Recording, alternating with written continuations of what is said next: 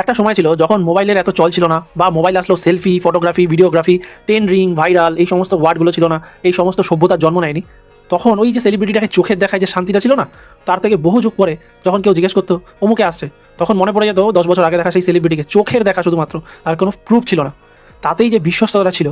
আজকে এই সভ্যতা দাঁড়িয়ে একটা সেলফি, একটা ট্রেন্ডিং, একটা ভাইরাল, একটা কোনো সেলিব্রিটির সঙ্গে ছবি তোলা, এই সমস্ত মুভমেন্টগুলোর জন্য প্রচুর টাকা খরচ করা, শুধুমাত্র এই কয়েকদিন পরে হয়তো ওই ছবি বা ওই সেলফির কোনো দামও থাকবে না ব্যক্তিগত যে মানুষটা তুলছে তার কাছে। আজকে এই সবের জন্যই আজকে মেসি আসার পরেও আজকে এই বিশৃঙ্খলাটা হলো, কারণ চোখের দেখার থেকে শুধুমাত্র সেলফি কেন তোলা যাচ্ছে না, কেন সামনে মেসিকে দেখা যাচ্ছে না, কেন মনে হচ্ছে চারদিকে লোক ঘিরে রয়েছে, কেন যদি একটা সেলফি তুলতে পারতাম, একটা ভিডিও করতে পারি, একটা ইনস্টাগ্রাম বা ইউটিউবে আপলোড করতে পারি, এই যে ভাবনা চিন্তাগুলো আজকে এই বিশৃঙ্খলার জন্য অনেকটা দায়ী।